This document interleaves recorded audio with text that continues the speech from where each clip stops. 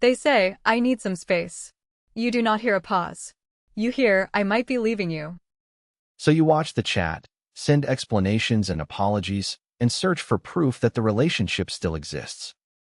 The more you pursue, the more they retreat. The more they retreat, the more abandoned you feel.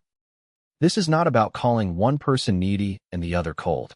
It is about making space emotionally safe. Imagine Maya and Ethan after an argument. Ethan says, my head is overloaded. I need tonight alone. Maya agrees, but checks her phone every few minutes, wondering whether he is calming down or preparing to end things. 30 minutes later she texts, do you still love me? Then, did I ruin everything again? Ethan sees 12 messages, feels even more overwhelmed, and turns off his phone. Her fear becomes panic. Neither person planned to cause harm. One wants to stop escalation. The other wants to stop possible abandonment.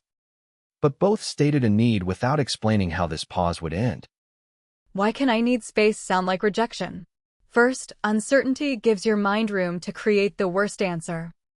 If you do not know whether to wait 10 minutes, one night, or forever, old experiences fill the silence.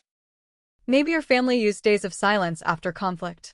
Maybe a past relationship ended through gradually disappearing messages. Tonight's quiet does not feel limited to tonight.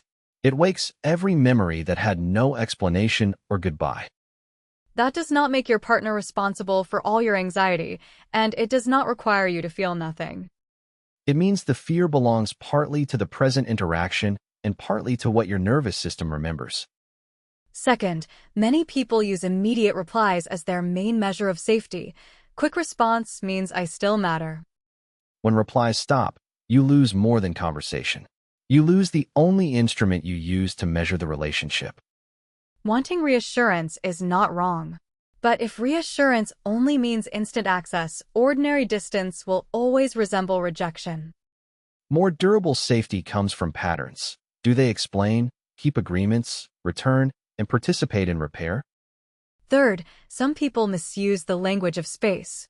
They disappear indefinitely and refuse even minimal communication. When they return, they expect normality. If you ask what happened, they accuse you of disrespecting boundaries. That is not a healthy pause. It transfers all uncertainty to the person left waiting. A boundary should protect both people, not give one person unlimited disappearance and the other unlimited anxiety. What does healthy space look like? First, give it a rough duration instead of saying, I will return whenever. Try. I need tonight to settle down. I will contact you before noon tomorrow, and we can choose a time to talk. That does not promise an instant solution. It simply gives the pause an edge, so waiting is not endless. Second, name the purpose. Are you preventing hurtful words, regulating your body, or organizing what you truly mean? You might say, I am too activated to speak kindly, but I am not ending this relationship. Once the purpose is clear, space can become shared protection rather than a door slammed by one person. Third, agree on minimum contact. Not everyone can tolerate total silence, and not everyone can keep talking. You might confirm arrival home, allow calls for emergencies, and save everything else for the agreed conversation. Minimum contact is not surveillance. It is a mutual decision about what connection remains during the pause. Fourth, actually return. Repeatedly taking space and then covering conflict with casual conversation slowly destroys trust. Repair does not require a perfect answer. It should address what happened and what could reduce harm next time. If pauses never have a return, your partner will understandably experience space as avoidance. For the person who panics, there is one difficult task. Do not use repeated messages as immediate pain relief. Send one clear request. I can give you space, but please tell me approximately when we will reconnect. Put everything else in a private note instead of placing every fearful thought inside the conversation. Then separate facts from predictions. The fact is they need tonight. The prediction is they will never return. Call a friend, take a shower, or walk outside, so waiting does not become staring at one profile picture. That is not pretending you do not care. It is helping your body become capable of communication instead of interrogation. But self-regulation does not mean carrying everything alone. You can say indefinite silence makes the relationship unsafe for you. Try. I respect a pause, but passing our agreed time without explanation will become a relationship problem. You are neither chasing them nor abandoning your own limit. The person requesting space also has responsibility.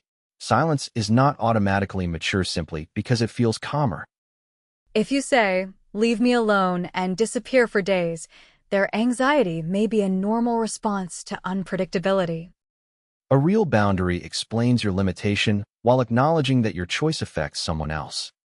Some pauses are not safe, disappearing to force an apology, threatening breakup, humiliating someone, or repeatedly withholding affection. Then the task is not becoming more patient. It is deciding whether the relationship has basic respect and repair. Fear also cannot justify crossing boundaries through new accounts, friend pressure, repeated calls, or unexpected visits. Your fear deserves care, but another person's autonomy still matters. Good intimacy is not permanent synchronization. It is keeping each other on the map when your rhythms separate. Healthy space feels safer because it has an explanation, a time boundary, minimum contact, and a genuine return. Next time, ask 3 questions. How long do you need? How will we communicate? When will we continue? Have you ever heard, "I need space," as "I am leaving"?